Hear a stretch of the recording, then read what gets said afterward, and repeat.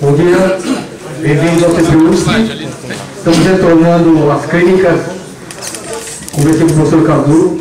Estamos tentando fazer essas clínicas voltarem novamente como era antigamente. 2, 3 dias de clínica aí dirigida para a nossa modalidade, né?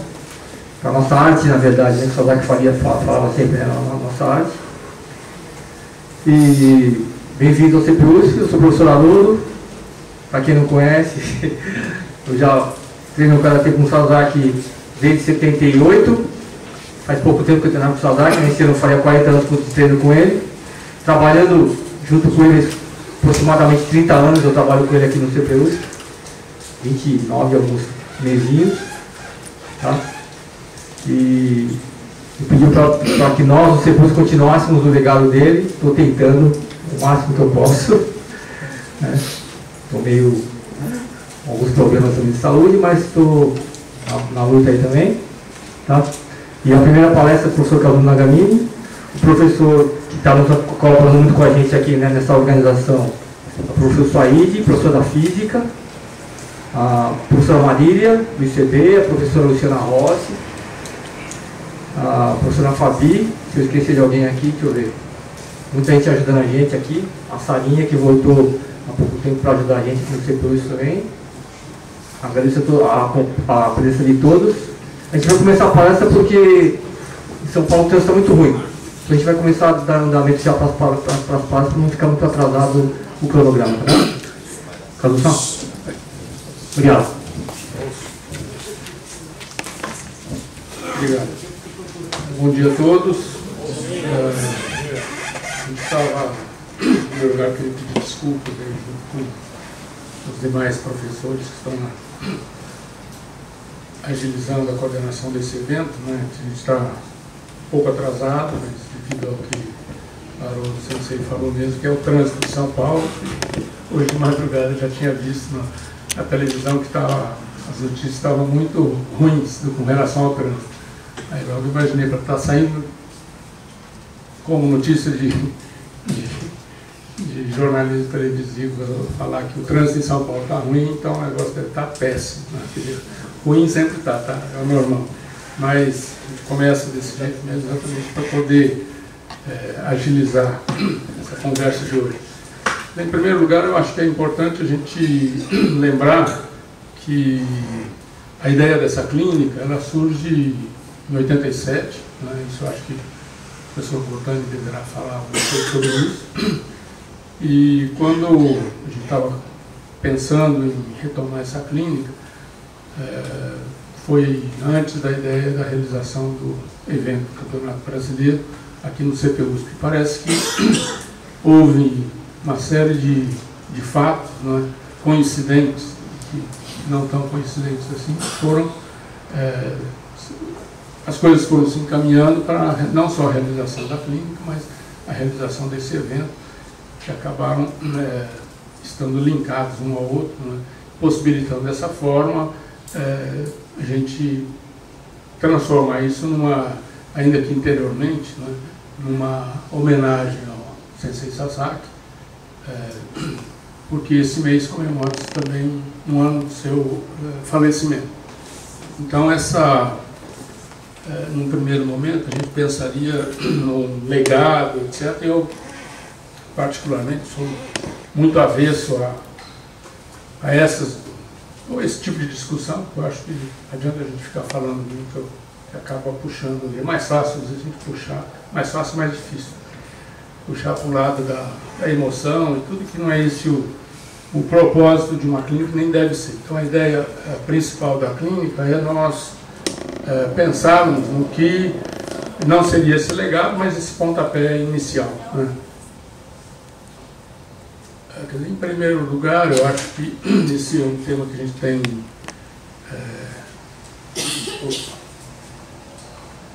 conversado, onde que estava? Tem conversado ao longo dos anos. Onde que está o computador aqui embaixo? Do central, Sensei. A bolinha grande central. Ah, tá. Cada um de um jeito. E alguns anos atrás a gente tinha iniciado uma discussão sobre isso também num evento na cidade de Bauru, né, que era um Open de Karatê que tinha sido realizado lá, coordenado pelo pessoal lá da cidade. O seu Roberto, Robinson, que são aqui, né, e o Wagner também. Essa é uma preocupação que surge, apesar de a gente estar sempre discutindo, etc., a gente começa a chamar muita atenção, principalmente nessa virada do século, vamos dizer assim, e mais recentemente com o advento do fato do Karatê entrar como uma modalidade eventual em Jogos Olímpicos. Então, queira ou não, por mais desligado que fosse a pessoa, que seja a pessoa, ela, em algum momento ela pensou que vai acontecer agora, né? Vai melhorar, vai piorar, vai ficar igual, né? Pelo contrário, etc., né? E até a título de não querer aprofundar muito nessa discussão, que não é uma discussão política, assim, estava conversando agora mesmo, um pouco antes desse início, estava conversando sobre o professor Alexandre, que é um físico, né?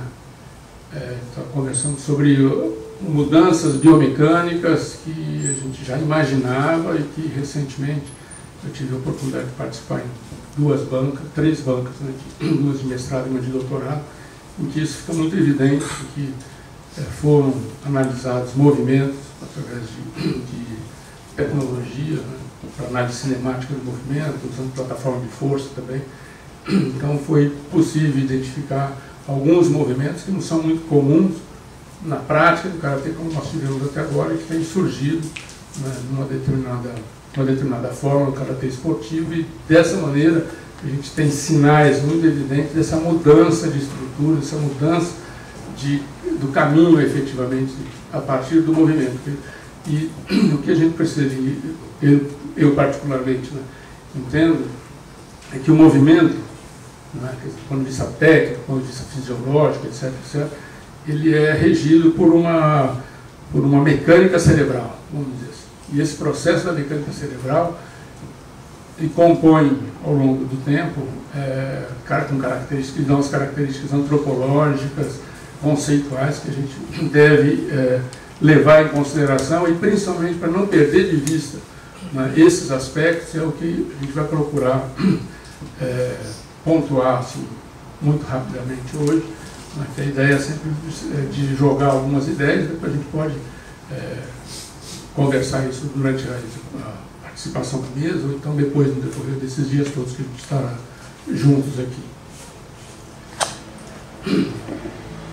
E duas coisas foram fundamentais para, no meu entendimento, sempre, uma indagação que me incomodava, de certa maneira, era como as lutas, né, o que a gente conhece hoje, grosso modo, como arte marcial, né, elas não surgiram dessa forma. Quer dizer, é romantismo demais a gente achar que a conversa filosófica que eventualmente a gente pode ter aqui hoje, né, era desse jeito no início das lutas. Não, a luta surgiu para alguém matar alguém, né? No princípio foi isso. Depois ela teve um período, lá, sei lá, 3, 4 mil anos atrás, em que ela era parte de um ritual religioso, né, em que as mulheres dançavam e os homens faziam luta, né? Então eram as apresentações de luta. Então parece que o registro mais antigo data de aproximadamente 3 mil anos antes de Cristo, né, em que se identificam algumas imagens mostrando lutas com essa característica, numa região setentrional da China, que corresponde mais ou menos hoje onde é o Rio Amarelo.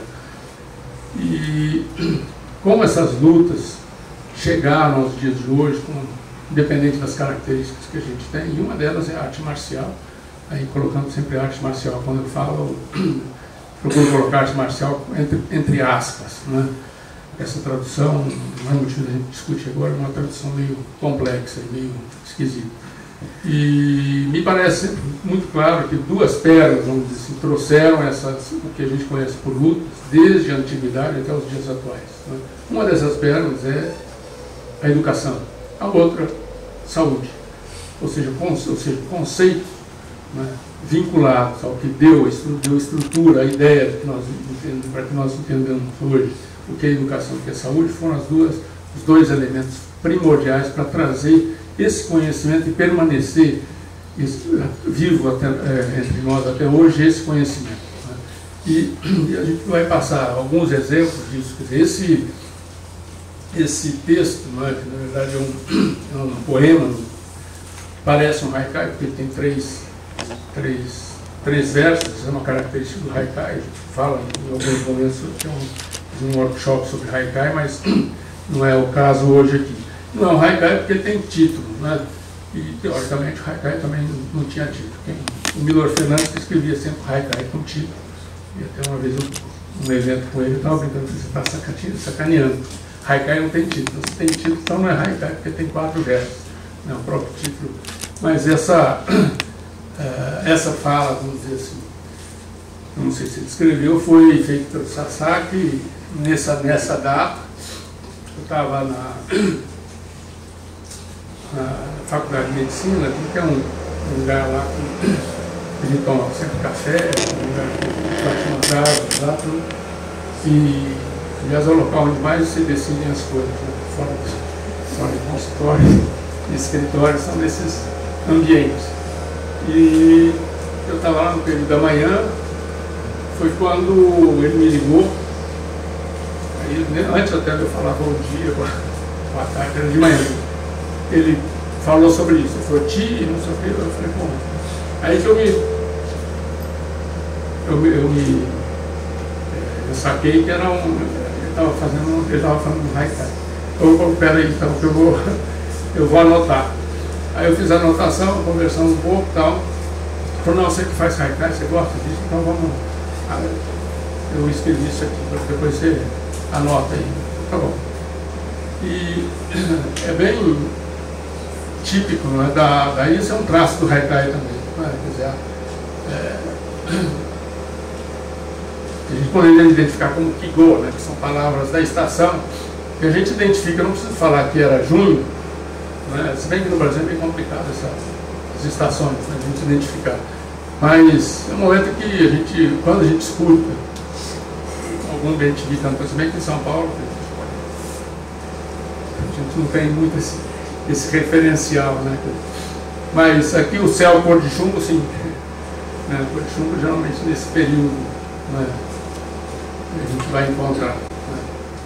E aí, para ilustrar isso também, eu acabei resgatando um trecho de um texto que eu tinha escrito, depois a gente vai colocar esse texto inteiro, em que a gente percorre, né, passeia pelo conceito de vida e morte, né, e tirando toda a questão, de certa forma, glamorizada da morte, né, consequentemente da vida, o que eu queria chamar a atenção para uma linha de intersecção entre o que a gente vai expor aqui rapidamente, é esse conceito de vida e uma presença desse conceito de morte e vida, totalmente isolado de glamorização, tanto negativo quanto positivo, né, dentro e vinculado, aliás, ao nosso entendimento de Budô.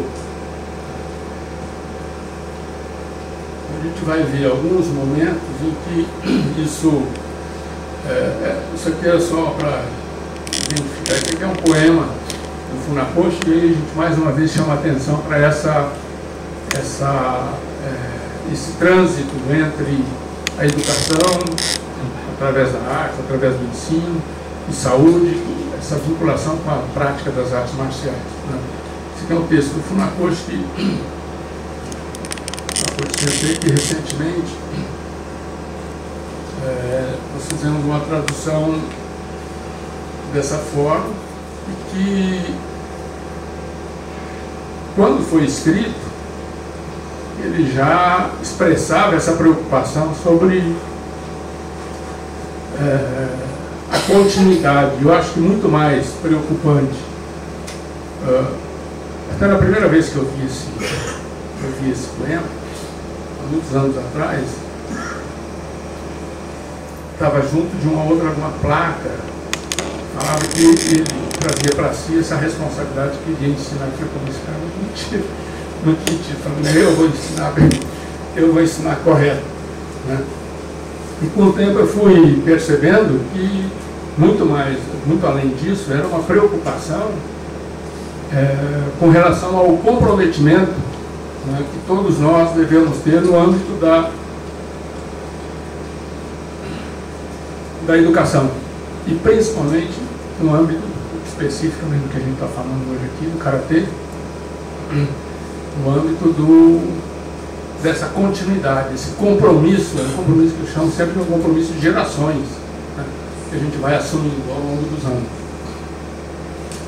E sempre ficando essa pergunta, né, quem transmitirá certo? Eu acho que todo mundo transmite, né? Então, quando a gente está fazendo nos 2 ou 3 últimos encontros que nós fizemos no âmbito do Karatê tradicional, tinha trabalhado alguma coisa sobre Kitei e Kitei Kata, e a própria palavra Kitei quer dizer uma coisa compulsória, né? Obrigatória, arranjar. E eu lembro que o próprio Sensei Nishiyama falava, particularmente, conversamos muito sobre isso, ele falava, esse kata é um kata sem alma, né? E exatamente a palavra que ele usava, conversando em inglês, era alma, né? O japonês não tem alma, tem outra coisa, mas pode ter outra coisa, mas alma não, porque o conceito de alma que ele estava usando era um conceito cristão, né? Aí ele brincava, falou, não, mas essa coisa aí, né? Então o kata sem esse, é o kata técnico. Eu falei, mas todo kata é técnico, né? Quem me diz que o Tekshodan, que o Kankudai, Nijushiho, Gojushiho, né, Kankusho não tenha surgido desse jeito. Eu duvido que alguém tenha os que criaram esses katas, criaram pensando no, né, sei lá, nos 3 pulinhos do Ankan, né? Era para pular as ondas que vêm para com isso. Hoje a gente acha uma explicação técnica mais adequada para isso depois. Não é porque tudo bem, hoje então a gente tem toda se descobriu eventualmente algum sentido, né, filosófico para isso, etc, etc. Mas de qualquer maneira, essa brincadeira que eu estava falando é principalmente para chamar atenção para isso, que eu acho que todo kata surgiu de uma forma técnica, tá? E a partir daí as pessoas vão treinando e vão impregnando da sua alma. A alma do kata ela vai surgindo dessa forma. Eu acho, a partir do momento em que cada um de nós vamos praticando, e eu vou dando 5 minutos da minha vida, do meu tempo biológico de vida para aquilo, né? 10 minutos, 1 hora, a vida inteira. Então, para a gente poder dar um mero soco, né, hoje, quer dizer, a gente tem que saber a gente pode imaginar quantas milhares de pessoas deram a sua vida, não romanticamente, mas deram a sua vida, assim, deram esse tempo de sua vida para a gente estar fazendo isso hoje em dia. Então, essa preocupação com quem o transmitirá correto e bem, está bem dentro dessa ideia aí também. Isso aqui é aquele texto que eu falei, que eu tinha tirado aquele enxerto pequeno. E aí, só para a gente adiantar nessa conversa, porque a gente tem a ideia também, que eu não sei se quem leu alguma coisa de Haikai tem ideia que ele seja Basho. Matsu Basho hoje seguramente é o haikaísta mais fashion da história do Haikai, né? Então tem a poesia dele o Haikai dele mais, como se fala, mais popular, né? Aquela da rã que mergulha no tanque, né? E produz um ruído, barulho e tal. Então tem uma série de... Quase todo mundo já traduziu aquele Haikai, cada um fazendo uma recriação desse processo.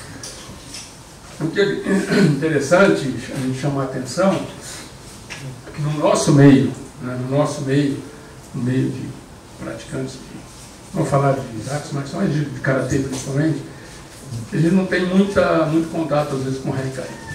E os que têm, eles não têm uma ideia de quem foi o Basho, né? Eu tenho ideia, lógico que eles sabem quem foi o Basho, etc. Mas o que é mais interessante é que o Haikai, até o aparecimento do Basho, ele era uma prática da nobreza japonesa, que é o exemplo de todas as nobrezas, então às vezes não tinha muita coisa para fazer, eles ficavam fazendo uma brincadeira. Era um jogo meio besta, reuniam pessoas, iam tomar chá, às vezes não era bem chá, era chá de arroz, né? Chá de arroz que não era bem mais. Era chá de arroz com álcool, isso aqui. E fazia um jogo de palavras, né? Então uma pessoa falava uma palavra, a outra falava outra, e eles acabavam fazendo uma composição em conjunto. E como a língua japonesa era silábica, então isso facilitava o desenvolvimento da criação do haikai e a estrutura da poesia que existia, antigamente chamada tanka. Uma poesia mais longa, e a parte inicial, a introdução do tanka era um haikai. Então, eles, com o tempo, eles começaram a só isolar esse haikai, essa parte inicial, e fazer, mas ele tinha uma função bem da corte mesmo, como todas as outras cortes. Com o aparecimento do Basho, que era um samurai, ele acabou abandonando, sendo um ronin, e abandonou a espada, tudo, com armas, e começou a fazer haikai como uma forma profissional, que eu diria, não vivia disso, mas era praticamente monástica, né? Com o Basho, o haikai muda completamente de configuração, ele passa a ter uma característica que a gente conhece até hoje, que o haikai hoje é usado, ele é identificado como um modelo zen de forma de arte, como é o ikebana, etc. Né? Mas isso surge, me parece que surge principalmente a partir do advento do Basho. Então, precisou, vamos dizer assim, de uma pessoa com a formação de Bujitsu, que era um samurai, né? Ele se deslocar para essa área da arte, de escrita, né? Como era a arte da poesia, e com essa forma de poesia, ele foi o grande desenvolvedor dessa característica do haikai que a gente conhece até hoje, com uma característica muito forte zen, não necessariamente zen budista, né? Independente da religião, mas principalmente em termos de conceito filosófico do zen mesmo. E aqui tem um exemplo que diz respeito até ao que a gente está falando hoje sobre vida e morte, o mais morte também. Esse poema, esse haikai de Basho, ele foi escrito quando morreu o parente, acho que o pai, né? O pai de Kikaku, que foi um dos principais uchideshi de Basho. E é uma coisa engraçada assim, né? Que a gente, na tradução, você tem lá que a lua se foi, tristeza, os quatro cantos da mesa, né? Então, primeiro que o fato a língua japonesa, além de ela ser silábica, ela é onomatopaica, ela trabalha muito com som, né? Assim, o jogo de entonações é muito forte, muito importante. Então aqui a gente tem uma relação muito interessante entre lua e mesa, né? Que é tsuki, né? E tsukue, que é mesa. Então isso cria um jogo silábico muito interessante também nessa questão da audição, da sonoridade. E o mais importante é que quando a gente fala aqui quatro cantos da mesa, tristeza e a lua se foi, lógico, não é de tristeza, mas né, um menino sentado no boteco, enchendo a cara, sei lá, que brigou com a namorada, qualquer perda desse jeito. No entanto, a palavra quatro, em japonês, que é shi, ela tem uma relação muito forte com morte, né, porque o som é de morte. Né, por isso que em todo o desenvolvimento tecnológico do Japão, em hospital no Japão, que não tem o quarto andar. Né? Tem primeiro, segundo, terceiro, não é gozação. Você vai no elevador, você tem primeiro, segundo, terceiro, quinto, sexto, sétimo. Quarto andar, na Keio, por exemplo, na Faculdade de Medicina de Keio, tem o quarto andar, é patologia. Patologia, quarto andar é patologia. Então aí tem o quarto andar. Apesar de toda a tecnologia, todo o avanço cultural, aquela história da bruxa, né? Não acredito, mas que elas existem. Né? E se a gente for pensar na ideia de morte também, do ponto de vista dicionarizado, explicação, ela é uma situação mais ou menos fria, apesar de ser imprecisa. É imprecisa. E eu estou levantando esse tema também, eu discuti porque eu trabalhei durante 12 anos, mais ou menos, desenvolvendo processo de mudança de conceito para a gente desenvolver e implantar uma unidade de serviço de cuidados paliativos dentro que é um dos maiores hospitais do Brasil, no âmbito do SUS, o Hospital de Base de São José do Rio Preto da Faculdade. E nós percebemos que, apesar de já existir o serviço de cuidados paliativos, a necessidade de mudar o conceito foi muito lento, né? Exatamente porque os próprios profissionais de saúde, médicos principalmente, eles tinham uma visão da morte, né, muito complicada para poder trabalhar nessa conceituação mais atual e atual em termos temporais, mas não verdadeira, né, em termos históricos, porque essa ideia é uma ideia muito primitiva que a gente tem que abordar. No próprio shintoísmo, né, ele prevê, quando ele 98%, eu vi uma pesquisa, assim, uma enquete que foi feita no Japão, uma pesquisa, 98% dos japoneses são shintoístas, né, e praticamente 199% são budistas, né, ou o contrário. Às vezes quer dizer que todos eles são shintoístas e budistas. E, na verdade, o que eles dizem que eles vivem como budistas, né, e morrem como shintoístas. Né, porque o shintoísmo, ele não é, até por muito pouco tempo se discutir se era uma religião ou não, e tal, porque não tem os dogmas que são característicos de determinadas religiões, das religiões, né, não tem livro escrito. Né, quer dizer, a prática das comemorações festivas é que serve para transmitir o conhecimento dessa religião. E ela se baseia fundamentalmente nessa, não é culto, né, mas sim no respeito à lembrança dos ancestrais, né, dos ancestrais ou dos que morreram. Então essa energia, vamos dizer assim, essa lembrança que a gente tem de qualquer pessoa é o que rege, vamos dizer assim, a base do conceito do shintoísmo. Né? Tanto é que a própria denominação da religião seria o caminho dos deuses. Né? E ele é muito forte, mesmo com a introdução do Zen budismo, é muito forte nas relações atávicas de desenvolvimento da cultura do que nós praticamos até hoje, que teve uma origem muito forte nesse período feudal japonês. Né? E a outra figura importante, interessante para a gente lembrar, é essa figura do Takuan, né? Que foi um monge. Hoje, todo mundo fala que era filósofo, mas ele não era nada mais, nada menos que um monge e uma pessoa que pensava. Né? Apesar de não poder, um monge budista, então ele não podia pegar em arma, nunca falar em morte. Mas o principal tratado sobre espada foi produzido por ele.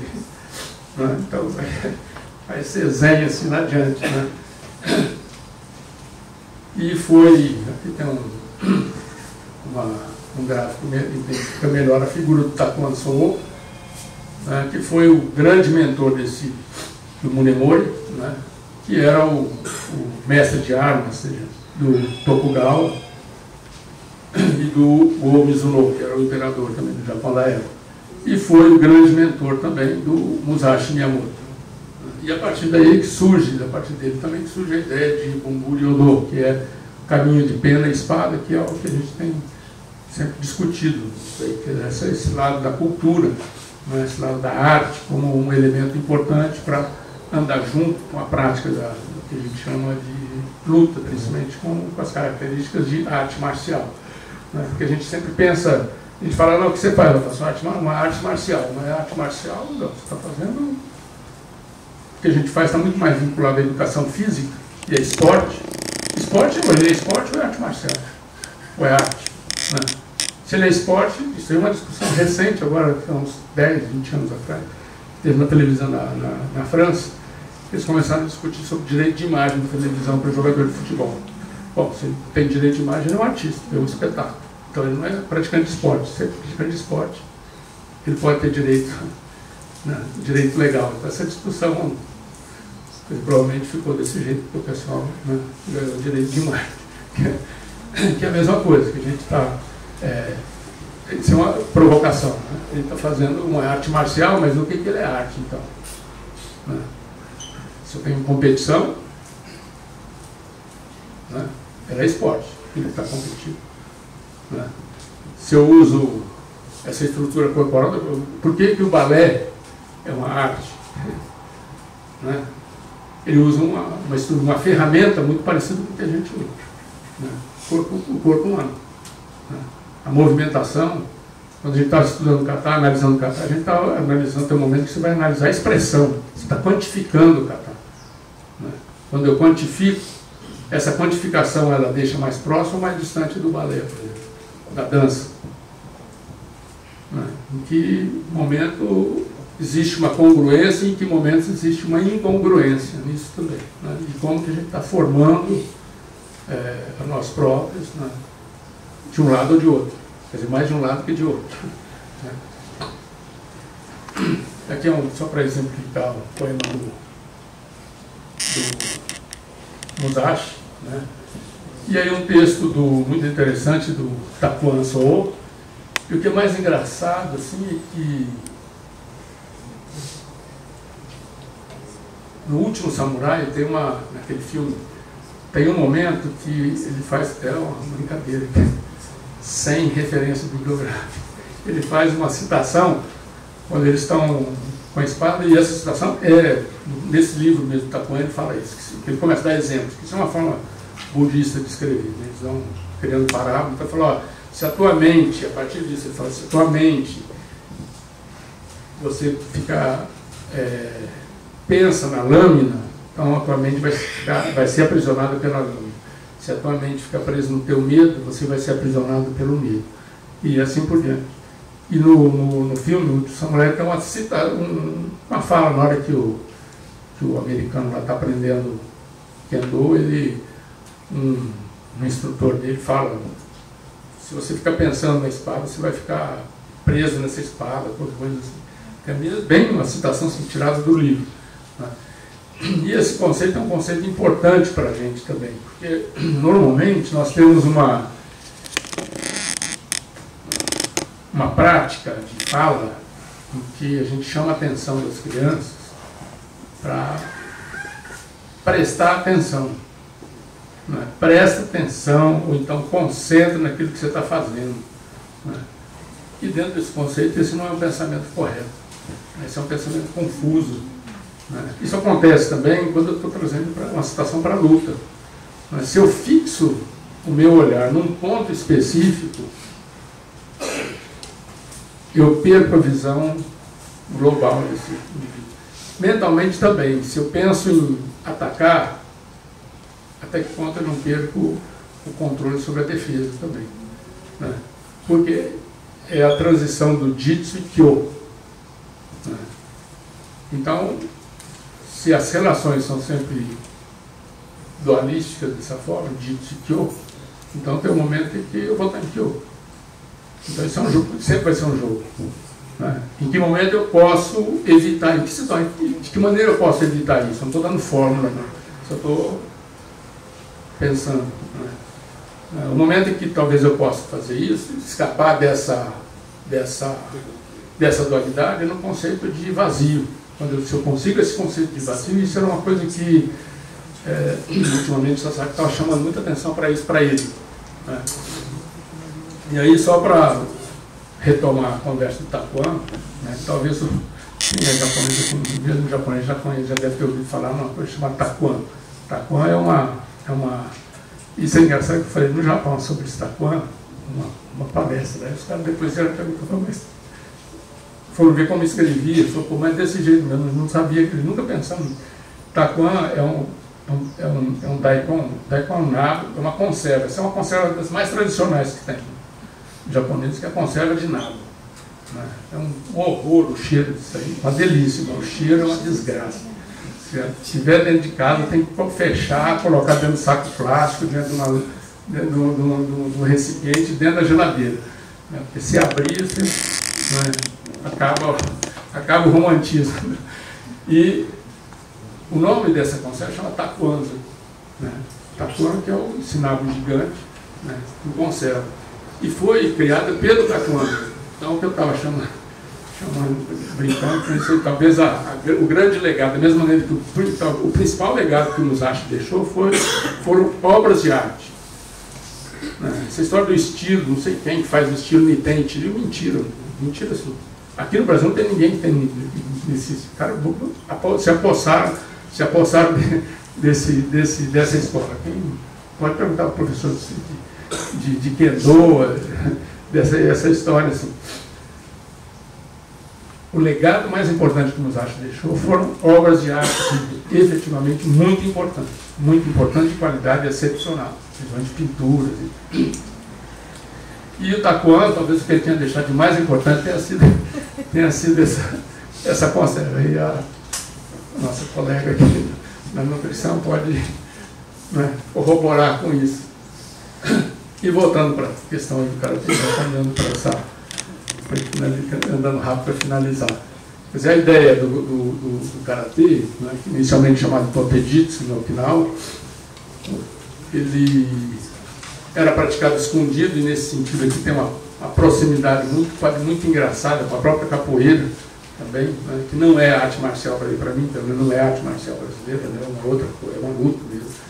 Características horríveis, que é o Gladys, algumas vezes nós discutimos bastante, né, sobre isso, a coisa de chamar isso arte marcial brasileira. Eu falei, cara, você está desprestigiando a capoeira, que talvez seja muito mais que uma arte marcial, mas isso é outra história.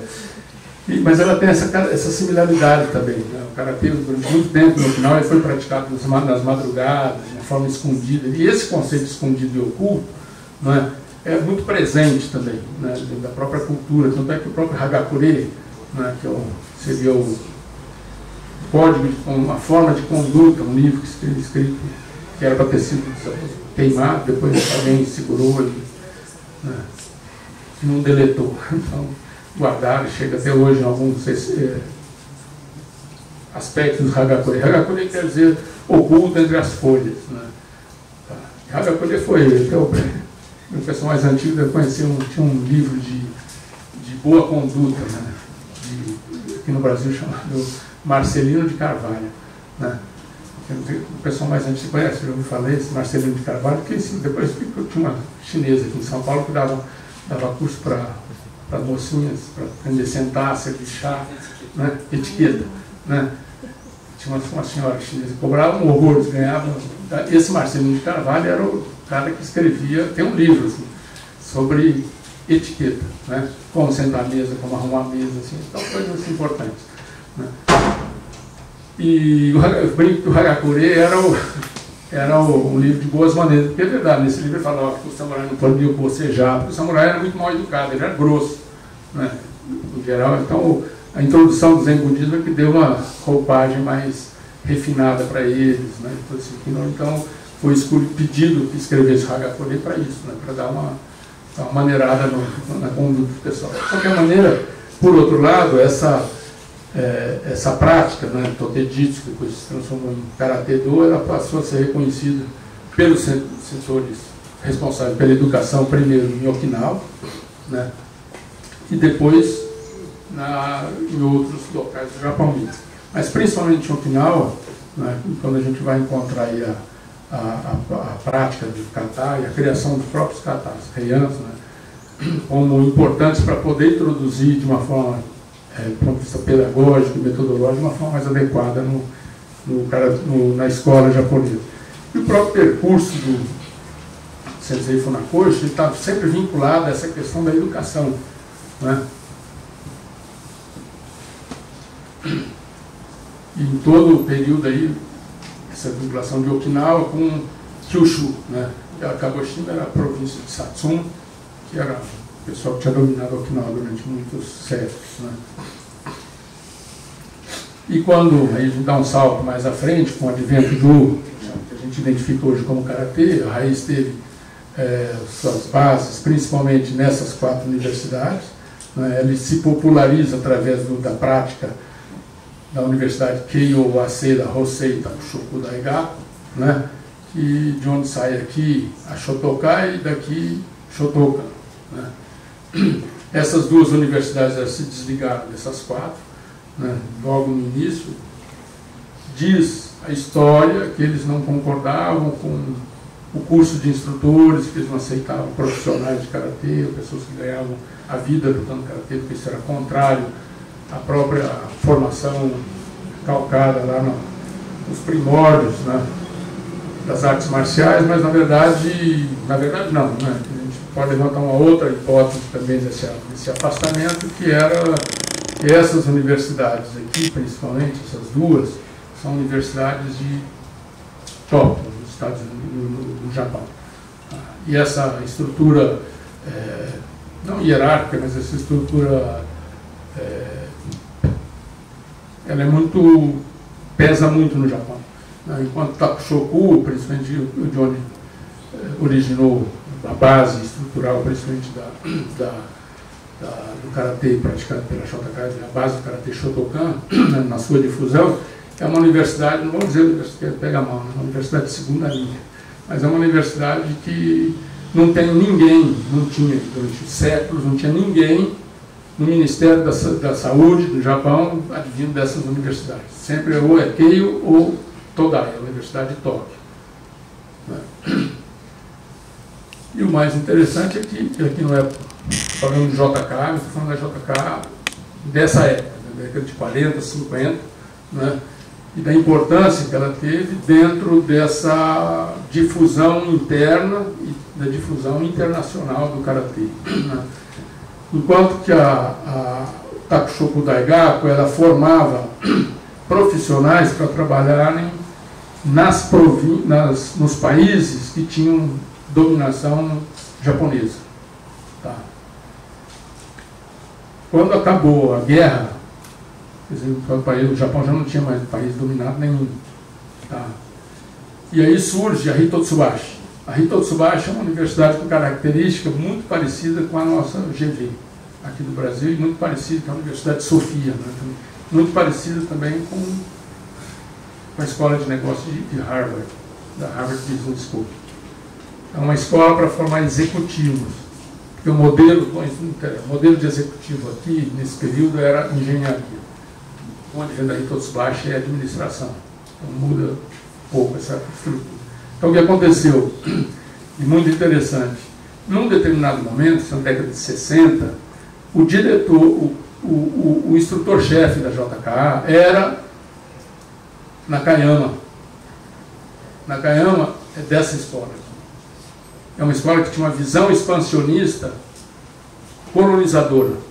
Foi a primeira onda expansionista japonesa, quando ele dominava a Manchúria, a Coreia, todos os países da Ásia. No pós-guerra, começa o movimento das multinacionais japonesas. E aí surge a Hitotsubashi. Ela surge exatamente para produzir executivos para trabalhar nas multinacionais japonesas em outros países. Tá? Então, é muito interessante essa congruência desses dois, quer dizer, um integrante, que é o Zentaro Kosaka, que passou a ser o presidente administrativo da JKA. Então houve uma junção das duas mentalidades, né? Uma pré-guerra, outra pós-guerra, mas sempre com uma visão expansionista. E a partir daí, então, que a JKA passou a difundir, sendo a principal instituição a difundir o karatê ao redor do mundo. Tá? Eles criaram uma estrutura de corpo de instrutores e botando para fora isso aí. E aí, só para exemplificar o que a gente está falando, lembrando que em 28 a 35 tinham mais de 30 universidades japonesas com clubes de karatê, né? No ensino fundamental, então esse desenvolvimento, tudo que a gente tinha falado até agora. Lembrando que essa estrutura sempre tem requer uma visão executiva e outra técnica, né? E só a título de observação, quer dizer, o primeiro presidente da JKA foi Saigo, né? Um descendente, ele era neto do Saigo, Dai Saigo, que era personagem histórico que inspirou a criação daquele Katsumoto do filme O Grande Samurai, né? Que é um personagem histórico que realmente existiu. E hoje, dentro disso que a gente está conversando, quer dizer, nós temos uma mistura entre, nós temos figuras que são técnicos, e não, nós temos mais técnicos, a gente está falando não só do karatê, judô e tudo, o karatê está acontecendo muito isso também. Nós temos mais técnicos que professor e mais professores que sensei, né? Né? E sensei não quer dizer, sensei não é tradução de professor, a palavra sensei é outra coisa. É aquele que nasceu primeiro. Né? Tanto é que a profissão profissional médio, ele é tratado na cultura japonesa, pela população, como sensei também. Exatamente, ele desenvolve, se a gente pensar não no médico de cidade grande, no médico de cidade pequena, ele tem uma ação muito mais, quase que paternalista, em termos de acolhimento, pelo menos deve ter, né? Ou tinha antigamente, hoje não tanto. E isso que faz com que nós, nos provoca uma reflexão cada vez mais intensa entre essas relações e essa transição da modernidade e da tradição. E aí, mais um outro ponto, que é bem atual, né, que é a questão da prática pelas mulheres. Né. E num estudo que nós fizemos há muitos anos atrás, a gente tinha verificado exatamente, um estudo que a gente tinha feito sobre assédio sexual, assédio moral, com mulheres praticantes de karatê nos seus ambientes específicos, organizacionais, que é a Federação X, Federação Y. E no eu tinha, na discussão, eu tinha colocado, ficou muito claro para mim isso, que o que acontecia aqui no Ocidente, mas países latinos, né, era uma cultura escondida de machismo, né, que acabava, e até que ponto isso não atrapalhava o desenvolvimento da percepção do que a gente identifica como conceito de arte, quando, na verdade, a gente convivia muito com... Eu mesmo convivi com isso, que eu estudei piano quando era moleque. Isso aí foi o maior incentivo meu para treinar karatê. Né? Todo mundo me estudava piano, né? Porque era homem que tinha que tocar violão. Né? Quando era moleque que tocava piano, era coisa de viadinho. Né? Então, viadinho treinava karatê para brigar na rua. Então, esse foi um grande incentivo para a prática do karatê. E, de certa maneira, isso a gente tem uma vinculação muito grande, essas coisas, né? De poesia, de arranjo de flor, mas mesmo que seja politicamente correto, fica assim uma coisa, né, meio subliminar, essa gozação. Né? Mas, no entanto, essa percepção, essa possibilidade de participação, de enaltecimento dessas características que são facilmente atingidos pelo desenvolvimento, pela percepção da arte, né, é que vão efetivar uma diferença marcante na prática do karatê que a gente faz, ou na prática do judô que se faz, na prática do kendo, qualquer coisa assim. Tá? Então, nesse aspecto, se a gente observar, nós tivemos, durante muito tempo, um resultado muito mais, falando em termos competitivos, muito mais efetivo com mulheres em campeonatos mundiais do que homens. E não é porque estava mais fácil, não. Pelo contrário, é muito mais difícil a competição feminina em algumas modalidades que a masculina. Né? Mas é que é possível, por quê? Porque é possível. A mulher ela não precisa de romper, ela tem que romper outras barreiras. Tá? Maiores ou menores, não interessa agora, mas ela tem que romper outras barreiras. Tá? Que não essa. Tá? Os homens, talvez essa barreira para os indivíduos do sexo masculino sejam muito mais difíceis de ruptura, porque existe uma pressão cultural muito forte que a gente convive aqui na nossa América Latina, principalmente o Brasil. Já visto a violência que você tem, né?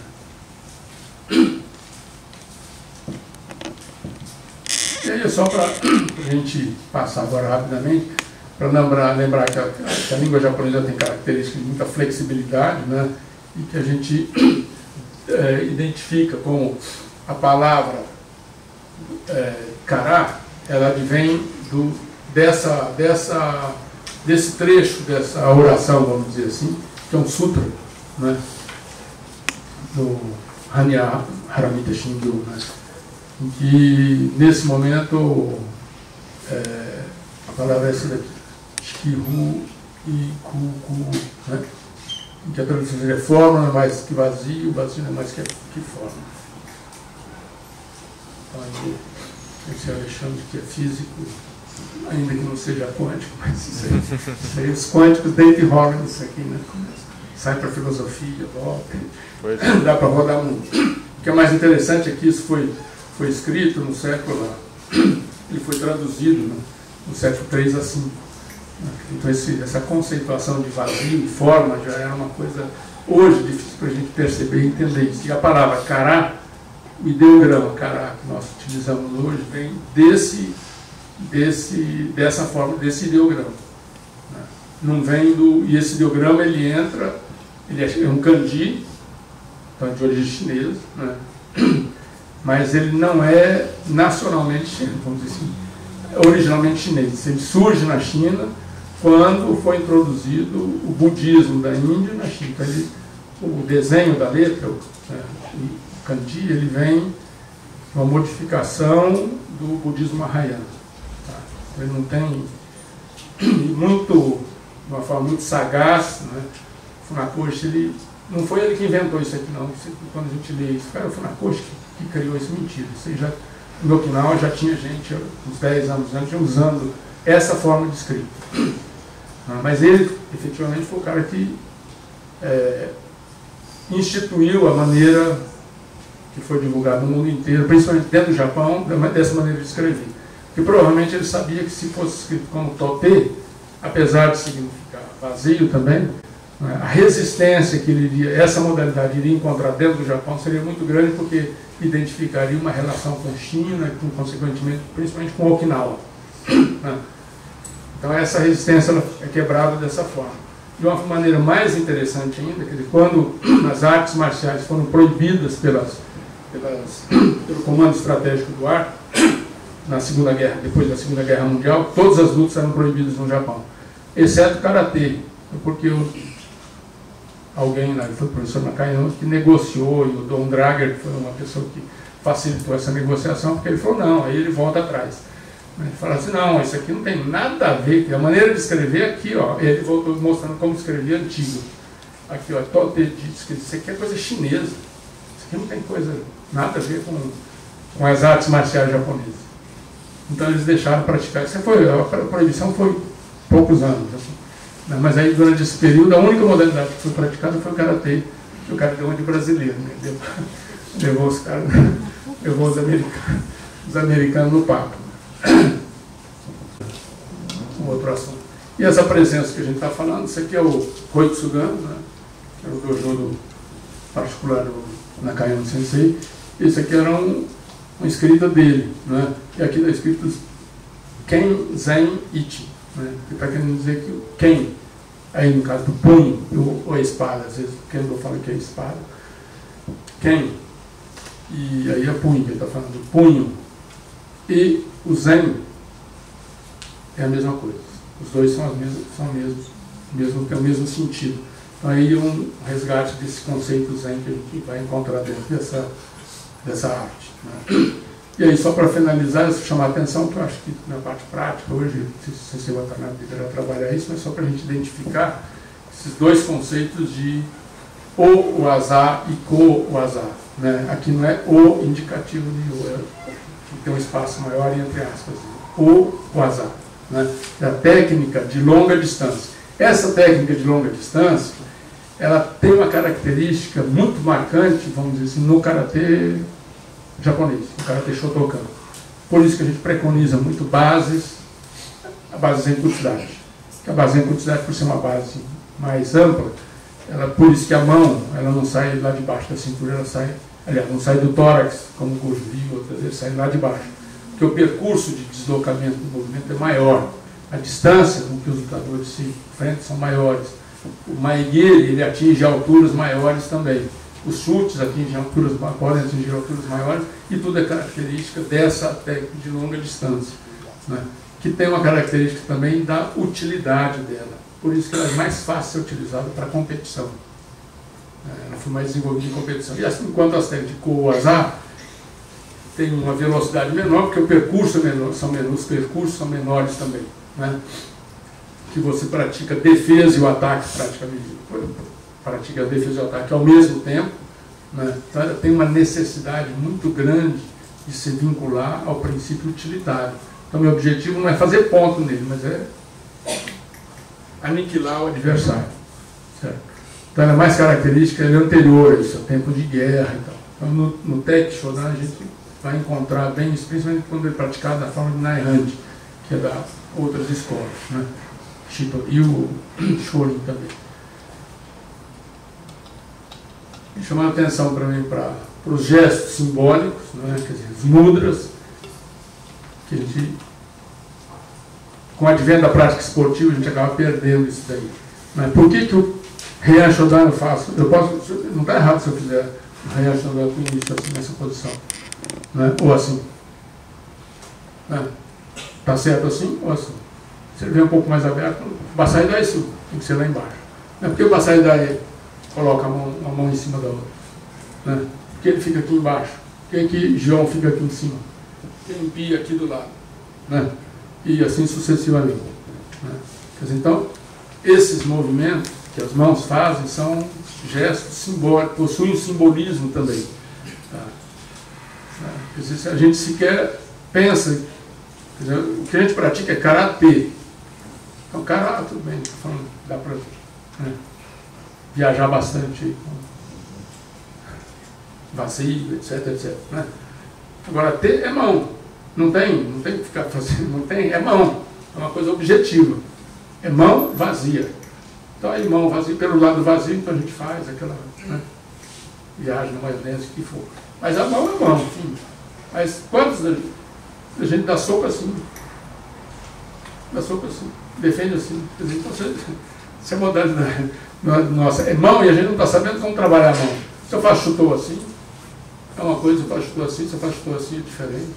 Se eu faço chutou assim, eu tenho hiperextensão, fico com a mão pressão abarca, assim, ao contrário. Quer dizer, então, isso a gente precisa de ver também, né?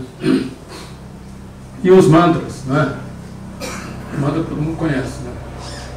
Oração, etc. São formas de mantras, né? E o nosso mantra é a repetição, principalmente o que pratica Shotokan, né? É uma escola em que a repetição é muito importante. Mas não adianta repetir, é melhor eu repetir, fazer menos repetições e correto. Não, melhor eu fazer muito e certo. Né? Vocês ficam igual aquela história de errar é humano. Não, errar não é humano, não. Se for errar humano, a humanidade tinha desaparecido. Né? Essa é uma desculpa. Não. Melhor, como é que é, competir, que não, isso é, como eu diz, eu nunca vi ninguém ganhou falando isso. Não, o importante é competir, né? Simplesmente é o pai do perdedor que fala isso. Não, o importante é competir, meu filho. Bem que eu queria que você ganhasse, mas tudo bem. Então você está competindo é para ganhar. Agora você não ganhou, tudo bem, é outra história. Não é para fazer disso um grande desafio. Então os mantras são importantes a gente entender também. Entender não, saber, lembrar qualquer coisa assim. Porque ela é a base pedagógica do treinamento da escola Shotokan. A gente trabalha muito com repetições. E as repetições, a gente mistura através de técnicas, combinações também. Não precisa ficar só sentado, só parado fazendo Gyakuzuki. 100 mil Gyakuzuki. Não, eu dou Gyakuzuki, 2 aqui, dou Kizamuzuki, Gyakuzuki. Eu estou aplicando soco com as variáveis possíveis. Né? E é essa relação que a gente sempre tem de qualidade e quantidade. O importante é a gente fazer volume, fazer uma grande quantidade com qualidade. Né? E lembrando esse aspecto das repetições, que isso é a base do caminho que a gente tem, da mesma maneira que a oração. Né? Por que no terço, os católicos, você reza centenas de Ave Maria? Pô, uma só não era suficiente, nós temos que rezar um monte de Ave Maria. E ninguém está rezando a Ave Maria, o Pai Nosso está pensando na sintaxe da oração, né? no significado de cada palavra, que a ave não é a ave um pássaro, mas a ave é uma evocação latina, que era assim. Ninguém está pensando nisso, nem cabe. Eu posso ouvir um vietnamita rezando a Ave Maria, porque eu sei que é a Ave Maria, se eu conheço a entonação da Ave Maria. Isso é o mesmo processo que deve acontecer com as nossas repetições na prática do Karatê Shotokan. Então, essa prática com entendimento, essa prática com a percepção, não é uma prática sem sentido. Então, esse é o caminho mesmo, que vai produzir exatamente aquilo que a gente pode identificar como iluminação, insight, satori, o que quiser. Lembrando que isso é uma coisa fugaz, é como se fosse um flash e desaparece. E a gente tem que identificar isso. E dentro desse avanço, quer dizer, essa prática ela remete a anos. É por isso que essa questão, quando a gente está pensando, a gente está falando do legado, né? Quer dizer, o legado do Sasaki não começou com ele, começou antes dele. Quem começou antes dele, começou antes também. Está passando por o que eu tenho de responsabilidade para passar adiante, se transformar num vetor efetivo desse processo, né? E o movimento é uma ferramenta que eu tenho, né? Então eu preciso dessa fluidez, né? Essa fluidez ela está no meu próprio corpo. Então não posso ter um corpo rígido, porque eu vou impedir que essa fluidez se efetive, né? E só isso. E agradecer a nossa atenção, mas eu vou convidar para a gente conversar. A ideia agora é, nessa utilidade de mais duas apresentações do professor Luciano e do professor Vitor, e depois na mesa, então eu acho que esse diálogo, né, interno é importante, na medida que a gente não fique muito ou só na biologização, na biologização nem na não biologização. Quer dizer, eu não sou uma coisa nem outra, sou tudo, né? Muito obrigado.